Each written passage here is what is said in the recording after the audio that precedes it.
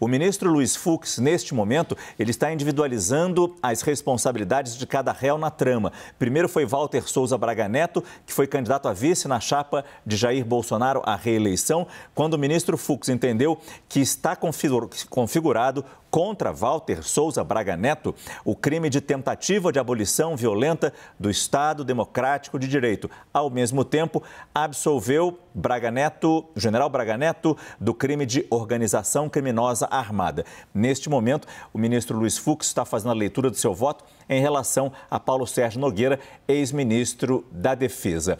Nesta quarta-feira, tudo que aconteceu lá no Supremo Tribunal Federal, a gente já imaginava que seria divergente o voto do ministro Luiz Fux do voto do relator do inquérito da trama golpista, o ministro Alexandre de Moraes. Mas ninguém imaginava que ia ser tão divergente, inclusive inocentando o ex-presidente Jair Bolsonaro de todas as acusações.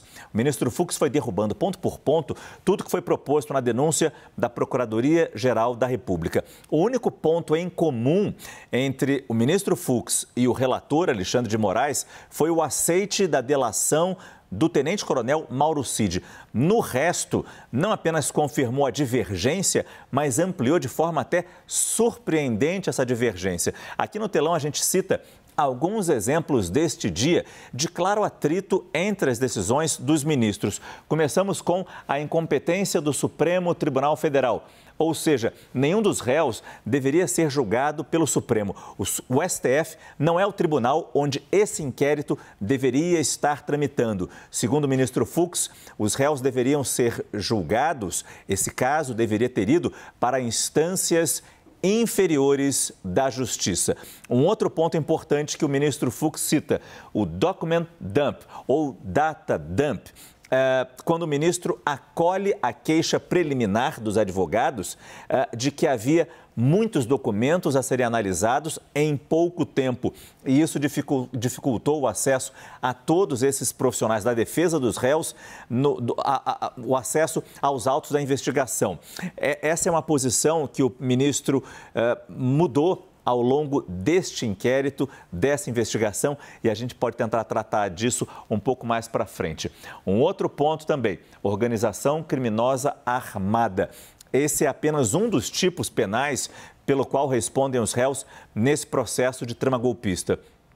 Para o relator, ministro Alexandre de Moraes, Jair Bolsonaro era o líder dessa organização. Ouvimos isso ontem no voto do ministro Alexandre de Moraes por diversas vezes. Pois bem, para Luiz Fux, como a denúncia da Procuradoria não comprovou o uso de qualquer arma de fogo na investigação, a ação penal organização criminosa armada é improcedente.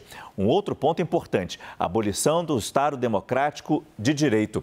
Outro crime pelo qual respondem os réus. Segundo o ministro Fux, não se pode admitir que possam configurar tentativa de abolição do Estado Democrático de Direito, discursos e entrevistas, ainda que contenham rudes acusações aos membros dos outros poderes. E num outro momento, o ministro Fux afirmou que ninguém pode ser punido pela cogitação.